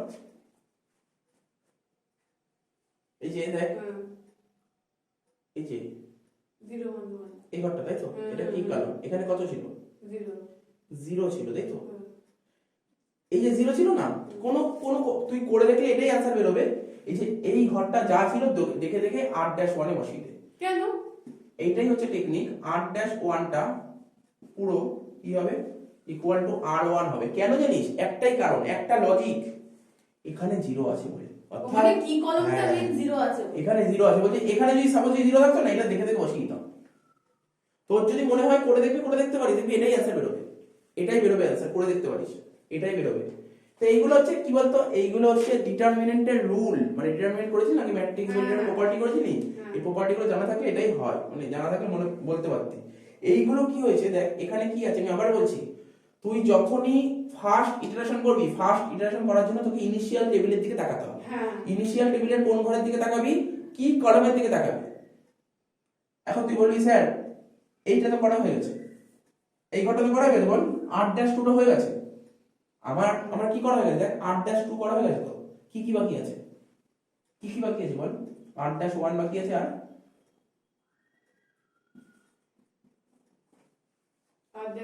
R-3 বাকি আছে, তাই তো? আমি আবার বলছি, দেখ মন দিয়ে শোন, তুই প্রথমে R2 টা করে ফেলবি, তাই না? R2 এর সাহায্যে R-2 বের করে ফেলবি, এটা তো কোনো সমস্যা নেই। বাকি রইলো R-1 আর R-3। তা R-1 আমি করতে চাইছি, ঠিক আছে? করতে যাওয়ার জন্য তাহলে আমাকে আগে প্রিভিয়াস টেবিলে দেখতে হবে। প্রিভিয়াস টেবিলের কোন ঘরটার দিকে তাকাবো? এখানে অনেকগুলো ঘর আছে, কোন ঘরটার দিকে তাকালে এটা করা সুবিধা হবে? কি কলাম, কি কলামে কত ছিল? 0। যেহেতু 0 ছিল আমি করবোই না, দেখে দেখে বসে দেবো। এই ঘরটা দেখে দেখে কপি করবো, ঠিক আছে? তো এটা তোকে হিন্টস দিয়ে দিলাম, কোনোদিন যদি এরকম পাস 0 পেয়েছিস তাহলে ওটা দেখে দেখে কপি করে দিবি। কোনটা কপি হবে? এই ঘরটা পুরো দেখে দেখে কপি হবে। 20 1 1 0, ঠিক আছে? আর বলতে হবে, এখানে বোঝা গেল R-1 R-2 বোঝা গেল তো? হ্যাঁ এবার R-3 বের করবো, নাকি বুঝতে পারলি না? আগে অ্যাকচুয়ালি কি বলতো, এরকম টাইপের পাস নি, এরকম টপিক পাস নি। তোকে দেখ ফার্স্ট ইটারেশন কিভাবে বের করতে আমি আবার বলছি, ফার্স্ট ইটারেশন কি করে বের করতে, ফার্স্ট ইটারেশন করার জন্য তোকে আগে প্রিভিয়াস টেবিলের দিকে তাকাতে হবে। হ্যাঁ হ্যাঁ ঠিক আছে, প্রিভিয়াস টেবিলের কি রোর দিকে তাকাতে হবে, কি রো, প্রিভিয়াস টেবিলের কি রো কোনটা, R2, যেহেতু R2 পেয়ে গেছিস তার মানে ফার্স্ট ইটারেশন আগে r'2 কর। স্যার কি করে করব r'2, ডিভাইড করে প্রিভিয়াস টেবিলের যেটা কি রো ছিল, কি রোকে কি এলিমেন্ট দিয়ে ভাগ করে দিয়েছি। তারপরে কি করব, স্যার আমার r'1 বের করতে হবে, r'3 বার করতে হবে। আমি আগে r'1 করি, r'3 করতে হবে। r'1 কিভাবে করব, কি কলামের দিকে তাকা, কি কলামে r'1 কত 0, মানে এটা যেহেতু 0 এখানে সব কটাই 0 হবে, তুই করে দেখলে এটাই বের হবে, করে দেখলে এটাই বের হবে, তুই করে দেখিস কখনো এটাই বের হবে। ঠিক আছে, আরে তুই ভাব না 0 এর সঙ্গে কি করলে 0 হবে, 0 দিয়ে, তো যাই হোক তো বুঝতেই পারছিস, তুই করলে এটাই বের হবে। তুই যদি মনে হয়, যদি কখনো যদি মনে হয় করে দেখবি, আমি তো শিখিয়েছিলাম, তুই করবি কখনো, তুই করবি কখনো, কেন দেখ না তুই, আমি যে পুরোনো যে একটা নিয়ম শিখেছিলাম, তোর এই ঘরটা বের করবো কি করে, তাই তো, কি করতে শিখেছিলাম, ক্রস শিখেছিলাম না, তাই না, 20 ইন্টু 1 5 ইন্টু 0, বুঝতে পারছিস, 20 into 1 minus 5 into 0 divide by কি ছিল, ডিভাইড বাই কি এলিমেন্ট 1, তাহলে কত হচ্ছে, তাহলে 20 মাইনাস 0 বাই 1 তাহলে কত হচ্ছে 20 হচ্ছে, তাই বেরিয়ে গেল। বুঝতে পারছিস তো, একই বেরোবে, এই জন্য আমি ফালতু খাটলাম না, এই জায়গাটা আমি আর খাটলাম না।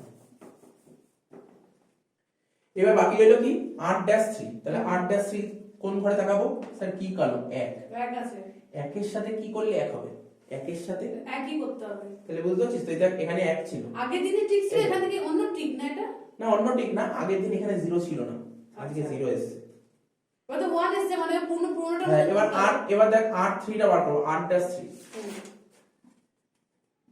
r'3 কি করে বার করব, কি ছিল 1, এখানে 1 ছিল, হ্যাঁ 1 এর সাথে কি করলে এই 0টা পাবি, 1 বাদ দিলে, -1, তাহলে 1 থেকে 1 বাদ দিলে, 1 থেকে 1 বাদ দিলে মানে 1 এর সাথে কি করলে 0 পাবি, 1 বাদ দিলে মানে 1 মানে কোনটা, এই r3,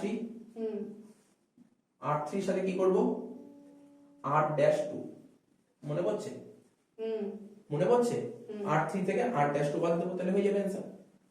তাহলে r3 কত ছিল বল, এখানে করে দেখতে হবে না, শিখেছিল না, করে দেখা, হ্যাঁ হ্যাঁ হ্যাঁ, এখানে করে, এখানে লিখি r3, এখানে ধরবে না মনে হচ্ছে, এখানটা লিখি r3 কত ছিল 10 0 1 1 0 মাইনাস 1 0 1 মাইনাস করব r'2 5 1 0 1 0 0 1 0, 10 থেকে 5 বাদ দিলে 5 মাইনাস 1 1 0 0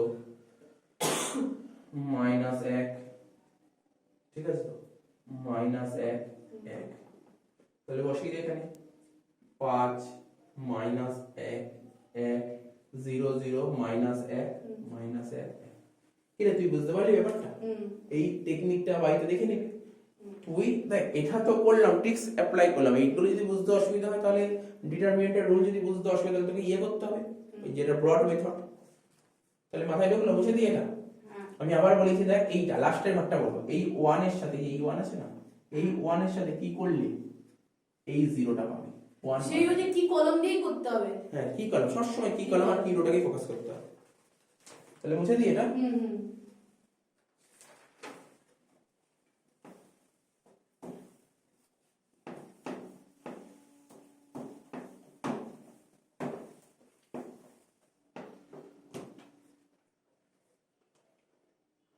কি করবো, জেড জেড, দেখি 0 এর সাথে 1 গুণ করলে বলবি 0, 3 এর সাথে 1 গুণ করলে 3, আর মাইনাস m এর সাথে, আমি এখানে একটু করে করে দেখি একটা কথা, সুবিধা হবে,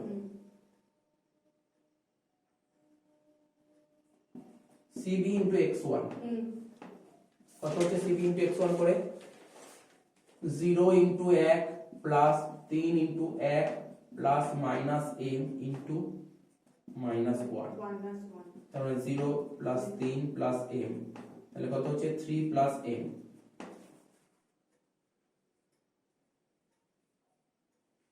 ঠিক আছে, এখানে লিখলাম 3 প্লাস m, তারপর একবারে করে দিই zj মাইনাস cj, তাহলে কত হচ্ছে 2 প্লাস m। হুম এখানে কোনো সমস্যা নেই, না এক বাদ দেবো।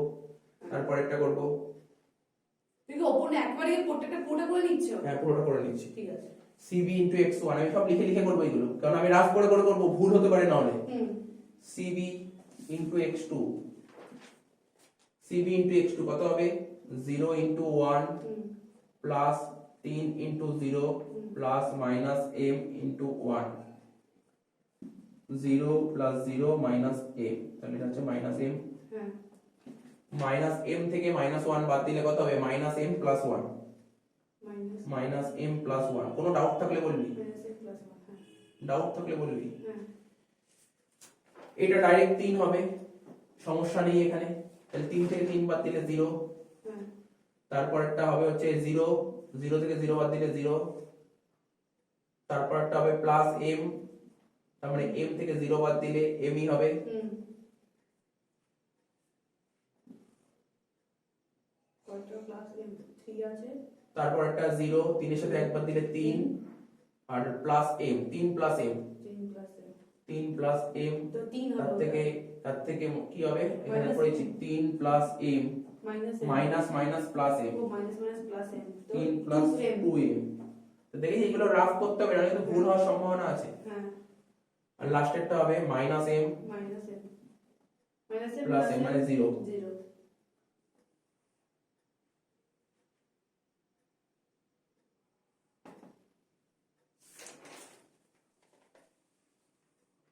একটা জিনিস লক্ষ্য করলি, আমি কি বললাম, আগের টেবিল থেকে কে বেরিয়ে গেছিল, a1 বেরিয়ে গেছিল।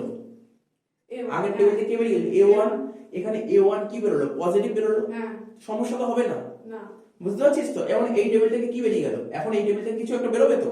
তো এই পরের দিন থেকে যখনই অঙ্ক করবি না, বিশেষ করে ভিগ এম মেথডের অঙ্ক দিলে, যে বেসিস থেকে মানে বেসিস থেকে যে বেরিয়ে যাবে সেই ঘরটা পরের টেবিলে ক্যান্সেল করলে কোনো সমস্যা হবে না, অ্যান্সার মিলবে। আচ্ছা ঠিক আছে, তো এটা দেখা গেছে অনেকগুলো অঙ্ক করার পর দেখা গেছে এই জিনিসটাই আসছে। তো সুতরাং না করলেও কোনো সমস্যা হবে ওই তুই বলছিস যে a1 টা না নিলেও চলবে। হ্যাঁ ওটাই বললাম। কেন আমরা এই ঘরটা আমি কেন বললাম, আমি দেখছিলাম আর কোনো নেগেটিভ বেরোচ্ছে কিনা। হ্যাঁ তাই তো, এখানে কি নেগেটিভ বেরিয়েছে, কোনোদিন বেরোবে না, তুই করে দেখবি। আচ্ছা যাই হোক, এখানে কে নেগেটিভ, এই ঘরটা। এই ঘরটা তার মানে এটা হয়ে গেল তোর কি কলাম, হুম তাই তো। এবার কি রোটা জানার জন্য তোকে দেখ, এখানে কি হলো, এন্টার কে করছে, x2 এন্টার করছে।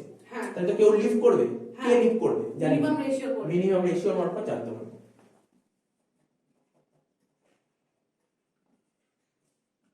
মিনিমাম রেশিও কি করে বের করব, xb বাই কি হবে x2, তাই তো। হ্যাঁ 20 বাই 1 মানে 20, হুম তারপর 5 বাই 0, 5 বাই 1 তো না না তুই বুঝতে পারছিস না, এই যে 5 বাই 0 তো, ওটা 0 আমি 1 তাহলে কিছুই হবে না। হ্যাঁ আর কি হচ্ছে 5 বাই 1 ও মানে এটা 5, তাহলে লোয়ার কোনটা 5, হ্যাঁ, তাই তো। তাহলে হ্যাঁ। এই ঘরটা ক্যান্সেল হয়ে যাচ্ছে, মানে a2 a2।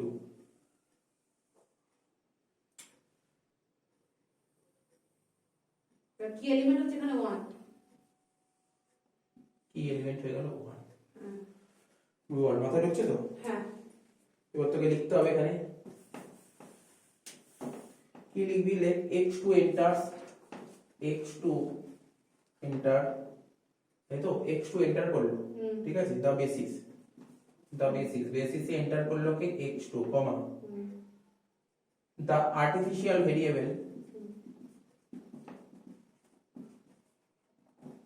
the artificial variable a2 leaves, কে লিভ করছে a2 leaves, হুম ঠিক আছে, the basis hmm in new table, ঠিক আছে তো? হুম এবার কি করব, সেকেন্ড ইটারেশন, এটা লাস্ট ইটারেশন হবে।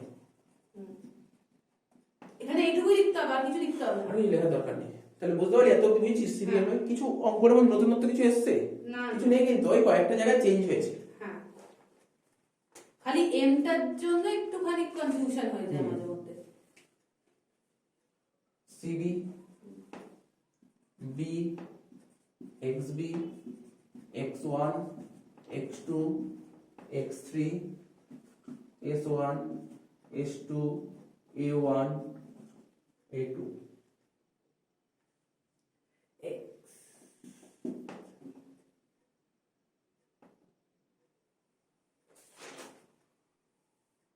xt থাকছে না কেন? লিখলাম ও আছে, লিখেছি আচ্ছা তোর প্রথম টেবিল থেকে কে বেরিয়ে গেছে a1 জানিস তো A1, হ্যাঁ। পরের টেবিল থেকে a2 বেরিয়ে গেছে তোর যদি মন চায় a1 a2 দুটোকে বের করে দিতে পারিস আচ্ছা কোনো সমস্যা হবে না কোনো সমস্যা হবে না তুই এবার দেখতে হবে আমি বলবো এই অঙ্কটা বের করিস না পরের অঙ্ক থেকে বের করিস মানে একটা অঙ্ক তুই চেক করে দেখে নে চেক করে দেখে নে কারণ আমি বললাম হবে না তুই তো কোনো সময় নেগেটিভ বেরোতেও পারে তুই ধর নিলি না কিন্তু তুই দেখে নিবি যে কোনোদিন হবে না এটা আচ্ছা বেসিসটাই বলছি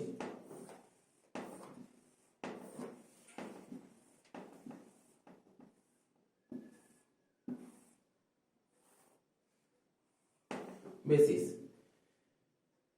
s1 যেমন ছিল তেমন লিখবো x3 লিখবো কে বেরিয়ে গেছে a2 বেরিয়ে গেছে a2 বেরিয়ে গেছে তার বদলে কি আছে a2 এর জায়গায় x2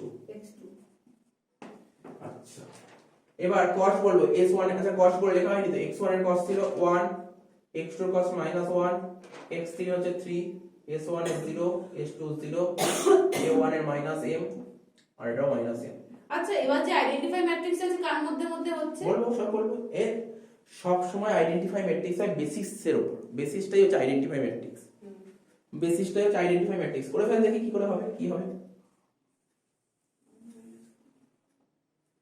আচ্ছা আগে বল আমাকে বল দেখি আমরা করি s1 এর cos কত লিখবো 0 x3 3 x2 x -1 -1 এবার বল আগে একটু মন দিয়ে শোন s1 আচ্ছা এটাকে দেখ কি বলছি দেখ এদিক দেখ r2 dash r1 double dash r2 double dash r3 double dash তাহলে কোনটা করব আগে r1 ডবল ড্যাশ করব নাকি r2 ডবল ড্যাশ করব নাকি r3 ডবল ড্যাশ করব r3 কি করে বুঝলাম r3 ডবল ড্যাশ করব কি কলাম না কি রো তাহলে আগের টেবিলে কি রো যেটা থাকবে সেটার উপর বেস করে করব তাহলে প্রথমে বলি স্যার r3 ডবল ড্যাশ করতে হবে তাহলে r3 ডবল ড্যাশ করছি ঠিক তো হ্যাঁ ফর্মুলা কি হবে আগের টেবিলে r3 ড্যাশ কত ছিল r3 ড্যাশ ডিভাইডেড বাই কি এলিমেন্ট কত ছিল 1 বুঝলি তো এইভাবে যত লিখে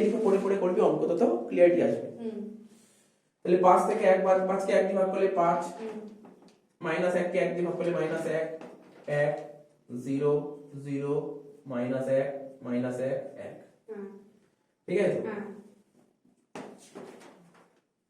এবার দেখ মাথা খাটা দেখ এটা 0 আছে r2 তে দেখ আমার তো r3 ডবল ড্যাশ বেরিয়ে গেল আমার বের করতে হবে r2 ডবল ড্যাশ আর r1 ডবল ড্যাশ যদি একটু মাথা খারাপ চলে অ্যান্সার এক্ষুনি হয়ে যাবে নিমেষের মধ্যে হয়ে যাবে আগের টেবিলের দিকে থাকা r2 তে পুরো 0 আছে এটা 0 আছে তার মানে ওই পাশটা পুরো 0 হয়ে মানে পুরো যা আছে সেম হয়ে যাবে তাহলে লিখে দে 5 1 0 5 1 0 1 0 0 1 0 0 1 0 লাস্ট হবে r1 ডবল ড্যাশ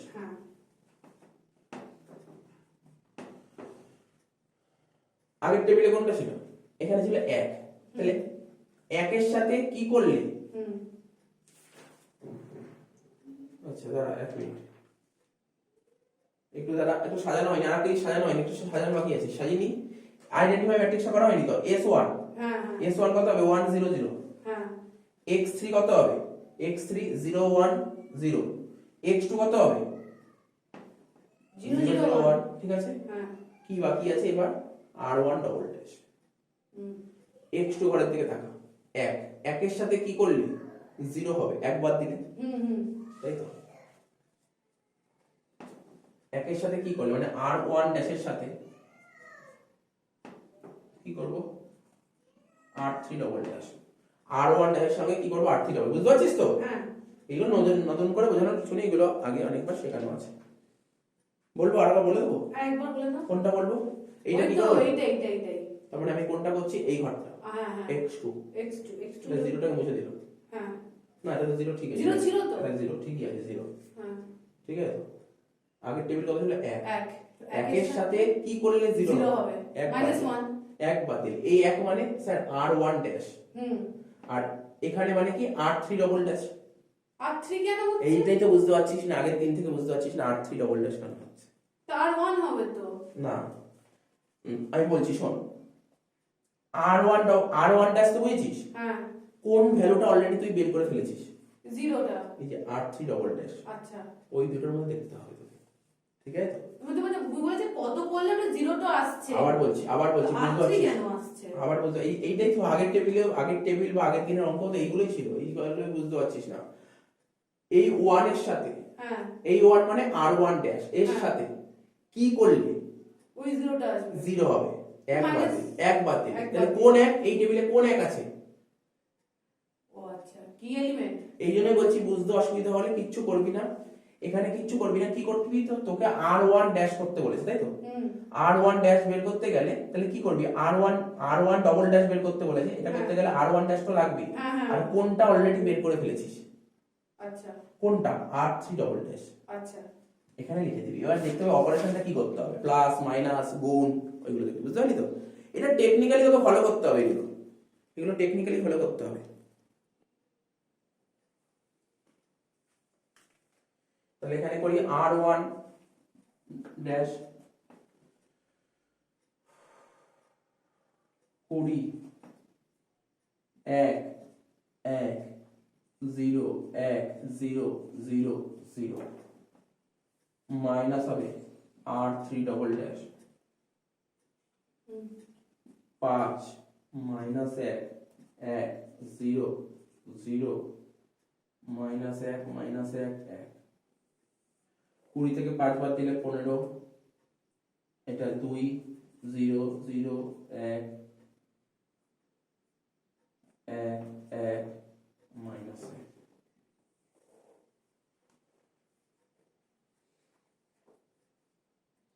15 2 0 0 1 1 1 মাইনাস 1, ঠিক আছে। হুম 15 2 0 0, ঠিক আছে তো। হুম আমি বুঝেছি তোর অঙ্ক কোথায় বুঝতে অসুবিধা হচ্ছে, শুধু ওই জায়গাটাই বুঝতে অসুবিধা, আর পুরো বুঝে গেছিস। সেটা কি? এই যে এইটা, এই অপারেশনগুলো বারবার দেখবি, বুঝতে অসুবিধা পরের দিন নিয়ে আসবি, আমি আবার বলে দেবো, পরের দিনও বলবো, হুম ঠিক আছে। বারবার বলে দেবো, ওই অপারেশনেই বুঝতে অসুবিধা হচ্ছে তোর।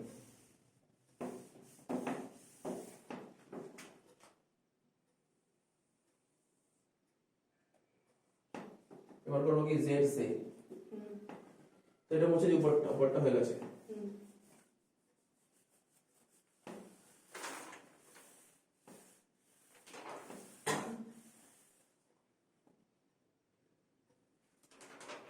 তাহলে কি করব?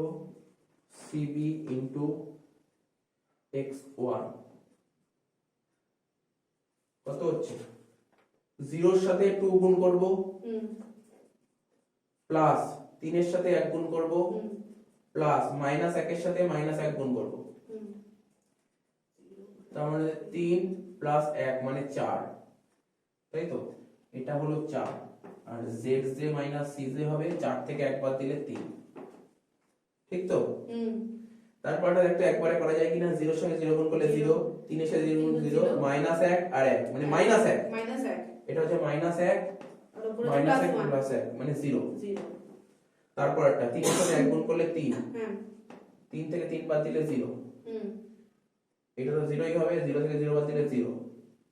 হুম এটা হচ্ছে প্লাস 1, 1 থেকে 0 বাদ দিলে 1, হুম এটা 3 ওকে 3, আর এখানে প্লাস 1, 3 আর প্লাস 1 করলে 4 হয়, হুম 4 প্লাস m, আর লাস্টেরটা হবে মাইনাস 1 আর প্লাস m মানে m মাইনাস 1, ঠিক আছে তো। ঠান্ডা মাথায় বুঝবি। হুম এবার আমি তোকে যদি জিজ্ঞাসা করি, বল Z J minus C J হুম কি মাইনাস আছে? জেড জেড এ মানে সি জেড আর নেই। মাইনাস আছে, এখানে 3 আছে, প্লাস হ্যাঁ 0 plus 0 plus 0 plus 1 plus 4 plus m plus এটা m মাইনাস 1, ও আচ্ছা মাইনাস ওটা তো এম হচ্ছে না, a1 a2 টা এমনি চলে যাচ্ছে। এবার আমি একটু কথা বলি, শোন। হ্যাঁ হয়তো অনেকে বলতে পারে স্যার মাইনাস আছে, আমি এম কি বলেছিলাম, এম বলেছিলাম না বিশাল বড় লার্জ একটা ভ্যালু, লার্জ ভ্যালু মানে বিশাল বড় ভ্যালু। হ্যাঁ। সেই বিশাল বড় ভ্যালু থেকে এক বাদ দিলে অ্যান্সারটা প্লাসে বেরোবে না মাইনাসে বেরোবে? ক্লাসে বেরোবে। কমন ব্যাপার, তার 10 লাখ ভ্যালু আছে এম হ্যাঁ। সাপোজ, তার থেকে এক বাদ দিলে হ্যাঁ। তার অ্যান্সার প্লাসে বেরোবে না মাইনাসে বেরোবে?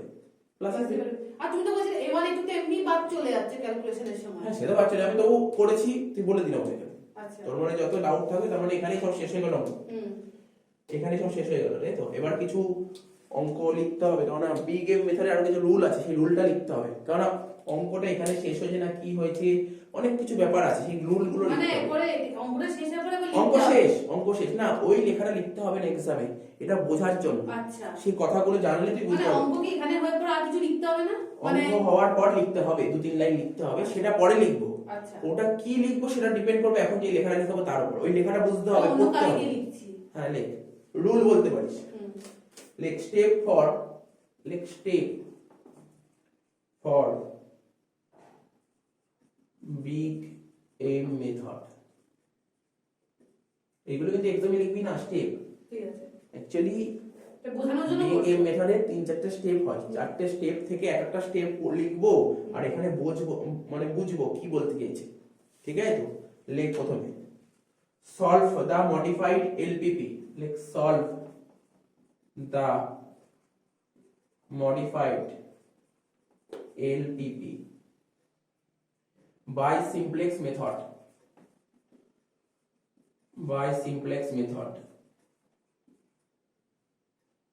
until the any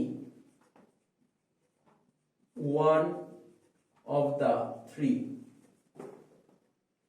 cases may arise.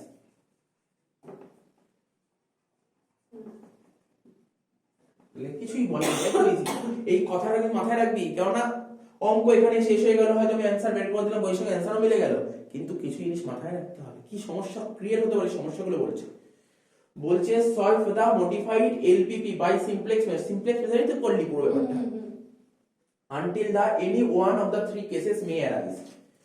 এক নম্বর লেখ if no artificial variable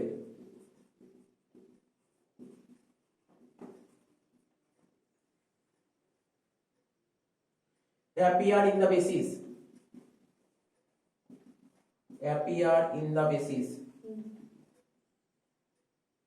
and the optimality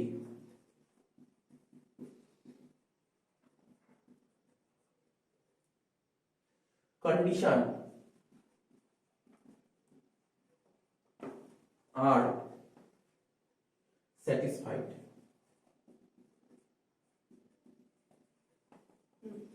then the current solution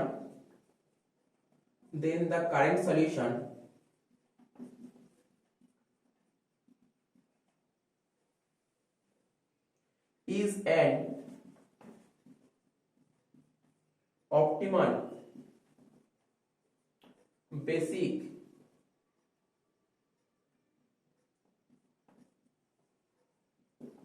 feasible solution. দেখ কি লিখেছি, মন দিয়ে শুনবি কথাগুলো, এইগুলো যে কন্ডিশন যদি স্যাটিসফাইড না হয় তাহলে তোর অঙ্ক কমপ্লিট হবে না। কন্ডিশন স্যাটিসফাইড না হয় তাহলে কিন্তু এমন হতে পারে অঙ্ক এর পরেও হতে পারে। কন্ডিশন শোন, বলছে if no artificial variable appear in the basis, এটা বেসিসের ঘর, এখানে কি আর্টিফিশিয়াল ভেরিয়েবল অ্যাপিয়ার হয়েছে? না। এখানে বেসিসে কি আর্টিফিশিয়াল ভেরিয়েবল আছে? না, নেই। নেই। আমি আবার বলছি, এখানে কি আর্টিফিশিয়াল ভেরিয়েবল আছে?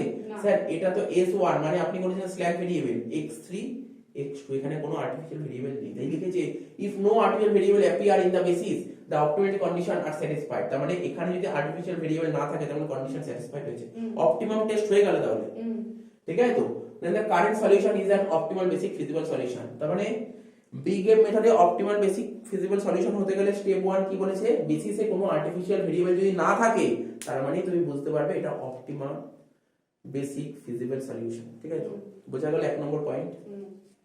এবার 2 নম্বর পয়েন্ট লিখো। 3 নম্বর না 1 নম্বর হলো। ও আচ্ছা।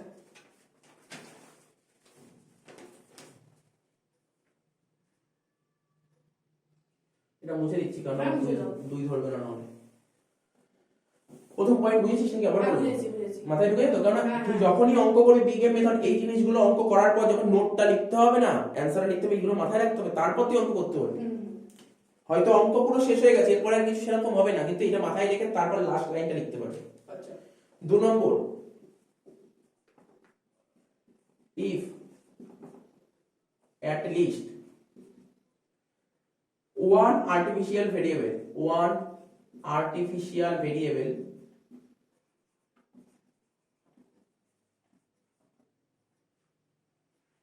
is there in the basis, মানে বুঝছিস কি বলেছে? হুম, যদি একটাও যদি আর্টিফিশিয়াল ভেরিয়েবল যদি বেসিসে থাকতে পারে, হুম, তা তুই বললি স্যার সব অঙ্কে তুই যখন অঙ্ক করবি সব অঙ্কে কি এমন হবে বেসিসে আর্টিফিশিয়াল থাকবে না? থাকতেও তো পারে। থাকলে কি হবে তখন? আমার কথাটা বুঝেছিস? আগের এই অঙ্কটাই আর্টিফিশিয়াল নেই, কিন্তু এমন তো কোনো অঙ্ক করছি দেখা গেল বেসিসের মধ্যে আর্টিফিশিয়াল আছে, তখন কি করবো? ধর সাপোজ এমন একটা অঙ্ক করছি বেসিস আর্টিফিশিয়াল, তাহলে অঙ্ক কি কি করবো? ওই অবস্থায় কি করবো? তাই এখানে লিখেছি if at least one artificial variable is there in the basis, বেসিসে যদি থাকে at zero level,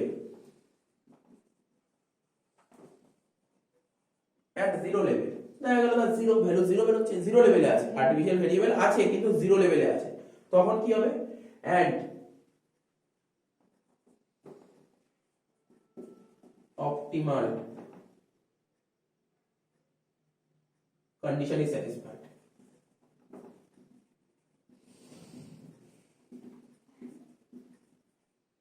Full stop. Then the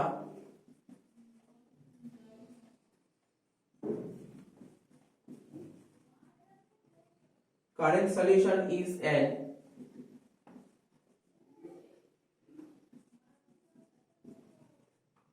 optimal basic feasible solution.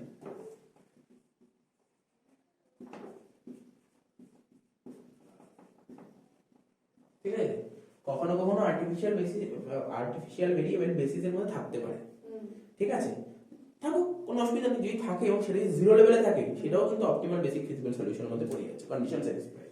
Last 3 number point লেখা হয় 2 নম্বর। হুম,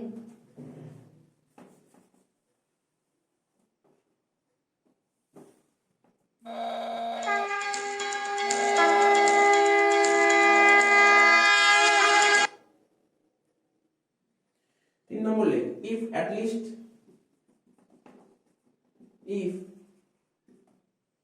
least one artificial variable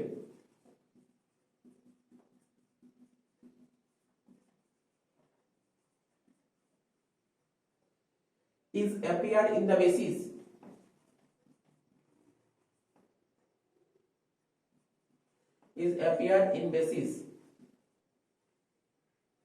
at positive level,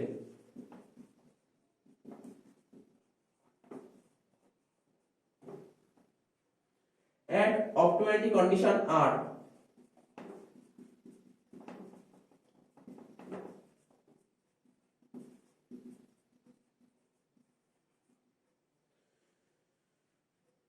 satisfied, ঠিক আছে তো, হুম, comma, then the original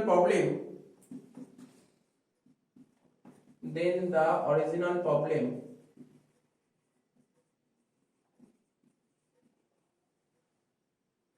has no feasible solution.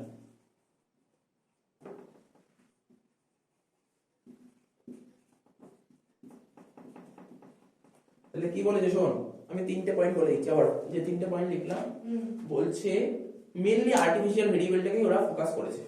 যদি বেসিসে যদি আর্টিফিশিয়াল ভেরিয়েবল না থাকে তাহলে ওটাই অপটিমাম ফিজিক্যাল সলিউশন। যদি অপটিমাম মানে বেসিসে যদি আর্টিফিশিয়াল ভেরিয়েবল একটাও যদি থাকে এবং সেটা যদি জিরো লেভেলে থাকে, তাহলেও অপটিমাম বেসিক ফিজিক্যাল সলিউশন।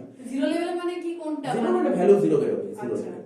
আর যদি আর্টিফিশিয়াল ভেরিয়েবল যদি এক বেসিসে যদি থাকে, যেমন একটা থাকলো কিন্তু যদি পজিটিভ লেভেল মানে বুঝিস তো প্লাসে কিছু থাকবে, তাহলে ওটাকে বেসিক ফিজিক্যাল মানে সলিউশন ক্লাসের বলছে। ভ্যালুটা কি করে বুঝবো? না অনেকগুলো ভ্যালু থাকবে, আছে। হ্যাঁ, এখানে এটা তো এগুলো মানে এরকম যদি ভ্যালু থাকে একের বেশি, আচ্ছা, মানে সবকটাই থাকবে। পজিটিভ লেভেলে থাকে, পজিটিভ লেভেল। আচ্ছা।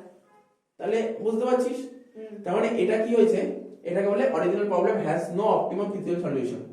তো এরকম আমি পাইনি একটাও, যখন পাবো যদি পাই তাহলে দেখা যাবে। মানে হয় না basically.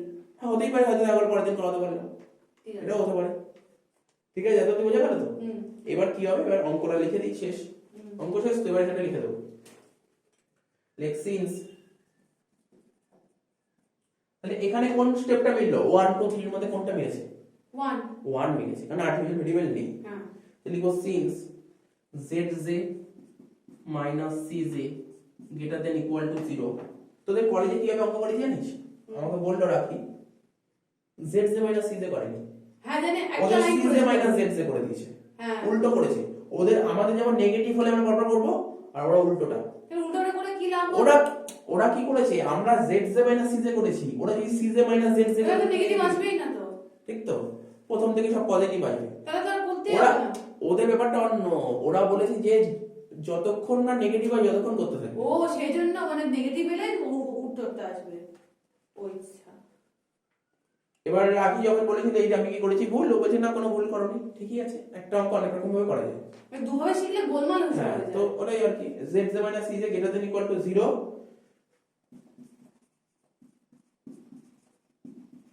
The solution is optimum.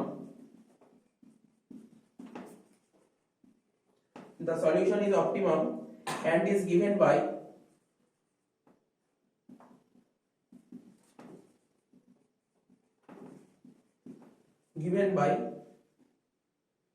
x1 এর ভ্যালু 0, x2 এর ভ্যালু কত, x2 এর ভ্যালু কত বেরিয়েছে, x2 এর ভ্যালু 5, ঠিক আছে তো, x3 এর ভ্যালু 5, ঠিক আছে তো? 5 হলো কোনটা? এই যে দেখ না, x3 এর ভ্যালু 5, বিএল হ্যাঁ x3 এর ভ্যালু 5, x2 এর ভ্যালু 5, আর x1 এখানে আছে না, নেই, তাই তো? তাহলে অ্যানসারটা কি বেরোবে, তুই ডাইরেক্ট অ্যানসার করে দিতে পারিস এখানটায়। দেখ না, 0 এর সাথে 15 গুণ করে কত হয়? 0। 3 এর সাথে 5 গুণ করে 15, আর এটা করে এই দেখ 3 এর সাথে 5 গুণ কর প্লাস 5 এর সাথে বা মাইনাস 1 এর সাথে 5 গুণ কর, তাহলে কত হচ্ছে 15 মাইনাস 5 ইকুয়াল টু 10। তাই তো, 15 মাইনাস 5 ইকুয়াল টু 10 হয়ে গেল, অঙ্ক শেষ। বুঝতে পারলি? বুঝতে পারলি কি করেছি নাকি বুঝিসনি? এটাকে বলে ম্যাথ সেট, এটাই হচ্ছে ম্যাথ সেট। অ্যানসার শেষ, এটা 10। বুঝা গেল নাকি আবার বলবো? এই দেখ না, আরে এই দেখ, তুই যদি এখানে বলি তাহলে এটা করব, মানে ফর্মুলাটা কি হলো, তুই যদি বলিস স্যার ফর্মুলাটা লিখে দিন, এটা ফর্মুলাটা আমি এখানে লিখলে ভালো হতো, cb into xb, cb into xb, cb into xb formula ছিল এটা। তাহলে তুই দেখ cb কত ছিল, দেখ সিবি হচ্ছে 3, 0 এর সাথে 15 গুণ করে 0, 3 এর সাথে 5 গুণ করে 15, আর মাইনাস 5 গুণ করে -5। এটাই অ্যানসার, শেষ হয়ে গেল।